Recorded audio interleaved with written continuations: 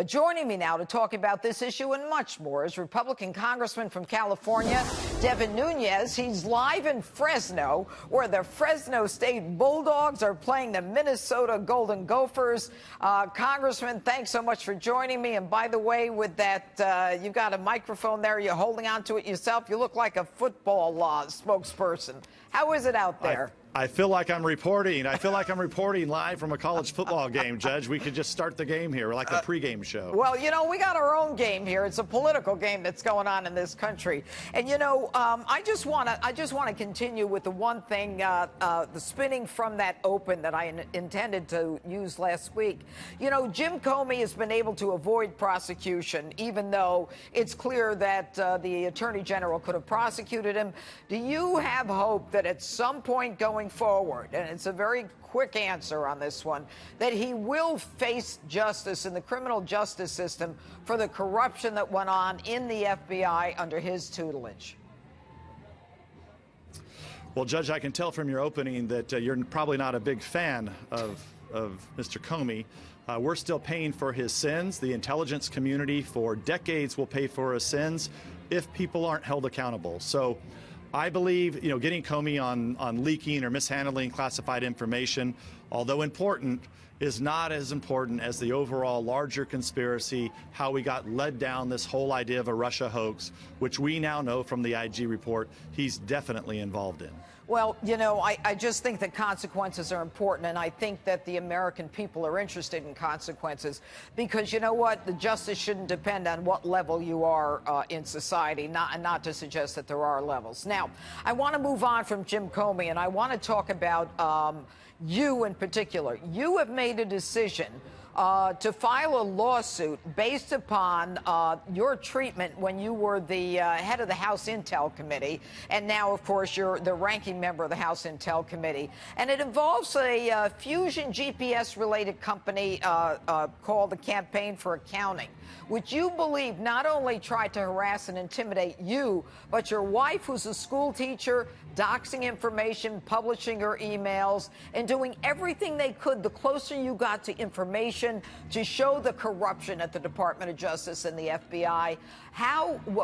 You filed a RICO statute, and of course that has to do with the corruption and organized and criminal enterprise. But you filed it civilly. You expected to get a trial date soon. What do you expect to get out of this, and what is the essence of your complaint? Well, what people have to understand out there is that, you know, we're not going to be able to fight these fights just on the legislative battlefield. The left for decades has been using the courts. They've corrupted the courts. So we really need the third branch of government to step up and start to do their job. One of the ways that we can do this is by bringing cases to the courts. And so, you know, I'm filing against Fusion GPS. There's no question. You know, what were they trying to do at the end of the day? We were investigating them. And at the same time, they were smearing me, slandering me, and trying to intimidate me, doing things that, you know, costing public schools a lot of money. These are all things that we need to prove in court. And I think that we'll get a trial date before Christmas. And I think the American people will finally begin to heal once some of these operations are shut down. And that's the bottom line, is these operations need to be shut down if we want to improve politics in this country and get back to a fair and a debate that's, you know, really a debate that people expect us to have, right, like with good decorum. Right. Now, not listen, with this whole idea that you're going to be doxing people, creating dossiers on people, leaking it to your friendly media. Glenn Simpson from Fusion GPS. This is the one guy we don't know anything about. I understand that he pled the Fifth, and all the Fusion GPS guys did. You know, that genius Bob Mueller, who had no idea where he was, had said he didn't even know what Fusion GPS was. These guys on the left are getting away with it. What I think is fascinating about your lawsuit is, as a public official, you chose not to go the way of defamation, because with New York Times against Sullivan, you would have lost. Okay, but you instead went the way of a RICO. That is unlike anything that anyone from Congress has ever done before. It's almost like Judicial Watch and Tom Fitton. You need a different branch of government to provide you with justice. That's correct. And the only way we can do this is by using the civil laws that we are allowed. So I, as a public official, I still am granted, and I live under those same laws. And so does Fusion GPS and this campaign for accountability. So we know that they're together. They're thugs, okay? They're thugs. We know they did this to Bill Browder. Right. They were working for dirty Russians. They did this to a guy named Halverson because they were working for dirty Venezuelans. We know what they did to the Trump campaign, and they did it to me.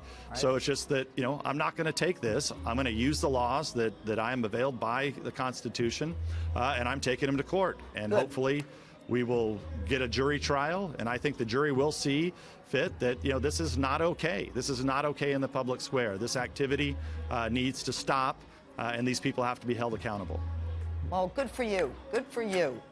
Okay, I want to move on to something that just broke tonight, where the president has tweeted that, unbeknownst to almost everyone, major Taliban leaders, as well as the president of Afghanistan, were set to meet on Sunday at Camp David. And apparently they were coming to the United States tonight in order, to resolve the issue of creating some kind of a peace treaty as it relates to an agreement which has been in the works for months to significantly reduce the U.S. forces in Afghanistan. After 11 people were killed, including at least one American, the president decided to call the whole thing off. And he basically said, if they can't even have a ceasefire during these important peace talks and would even kill 12 people and then take credit for it, they probably don't have the power or the interest to negotiate any kind of meaningful peace agreement. What is your take on that? Well, I'm actually very happy with this because I don't believe the Taliban for a second are not connected to al-Qaeda. For a long time, they've been al-Qaeda sympathizers. You've been seeing what they've been doing. This is not the first people that they've killed. It's been, every week there's a new bombing, a new suicide attack. So remember, this is America's longest war. I understand why the president wants to get out. The American people want to get out. Look, I don't want to lose any more of our troops over there.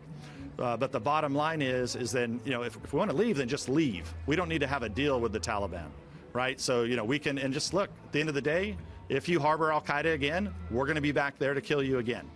So I don't think cutting some deal with these terrorists is a good idea. And I say terrorists because there is only small shades of gray between the Taliban and al-Qaeda. Those are just the facts, and I think the president gave them an opportunity to be at the table, and they just didn't want to take it, Judge. That's the bottom line. Good for the president for trying to at least work out an agreement with them, and they've proved who they are over and over again. All right, Congressman, right before I say goodbye, is there a team that you're favoring tonight? Well, you're right in the heart of my district here in the Valley. You were just on the radio here yesterday, so Fresno State. Yeah. So we're looking forward to a big victory tonight. All right. Well, listen, you can keep the microphone and run around and tell people you're reporting on the game. Congressman Devin Nunes, thanks for joining us from the Fresno State football game. Thank you, Judge.